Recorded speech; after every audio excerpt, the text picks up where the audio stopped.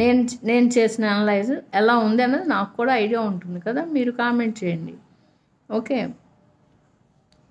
అలాగే బిగ్ బాస్లోకి ప్రియా, శ్రీజ, హరీషు ఇలా ఈ ముగ్గురు మాత్రం బాగా ప్రిపేర్ అయ్యి బిగ్ బాస్లో ఎలా ఉండాలి, ఏం చేయాలి, ఎలా ఉంటుంది అన్నది అవగాహన మాత్రం బాగా ఉంది వాళ్ళకి. ఆ విషయంలో మాత్రం షూర్.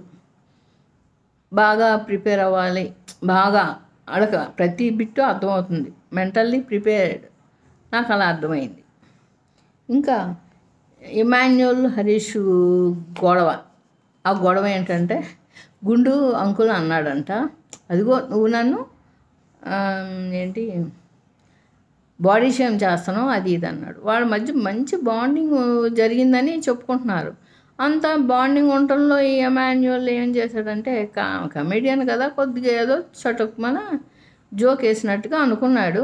అట్టే నన్ను అంటావా అని అన్నాడు. అసలు అది మంచి ఫుల్లీ హెయిర్ ఉంది కదా, అలాంటప్పుడు అతను అంత ఫీల్ అవ్వాల్సిన అవసరం ఏముంది? అరే బాబు నిన్నెందుకు అంటాను, నా బాడీ షేమ్ అని ఇలా ఉంటే నిన్ను నేను ఎందుకు కామెంట్ చేస్తాను, సరదాకి అన్నదాన్ని ఎందుకు ఇష్యూ చేస్తావు అని అతను అన్నాడు. లేదు నేను ఊరుకోను, నేను నిన్నంటే ఊరుకుంటావా, నేను నిన్ను కూడా అంటాను అని అంటూ కూర్చున్నాడు. అనేసి సారీ చెప్తా అని అన్నాడు హరీష్. ఇమాన్యుల్ ముందే సారీ చెప్పాడు, పోనీ నీకు నచ్చలేదు కాబట్టి నేను సారీ చెప్తున్నాను బ్రో, దీంతో ఆపేసే అంటున్నాడు. అయినా సరే నో నేను ఊరుకోను, నువ్వు నన్ను ఎందుకు అంటున్నావు అని అలా గొడవ పెంచుకుంటూ వెళ్ళాడు. అతని ఓవర్ యాక్టింగ్ నాకు నచ్చలా.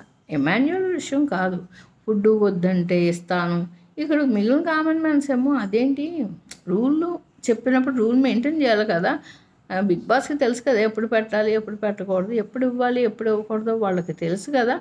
ఇది అలా ఏం చెప్తే అదే చేయాలి కదా, ఇతను ఎందుకు అట్లా బిహేవ్ చేస్తున్నాడు, ఏం నచ్చలేదు అని ఎవరికాళ్ళే అనుకున్నారు. ఇది విషయం. నెక్స్ట్ వీడియోలో మనం ఏం జరుగుతుంది చెప్పుకుందాం. ఓకే.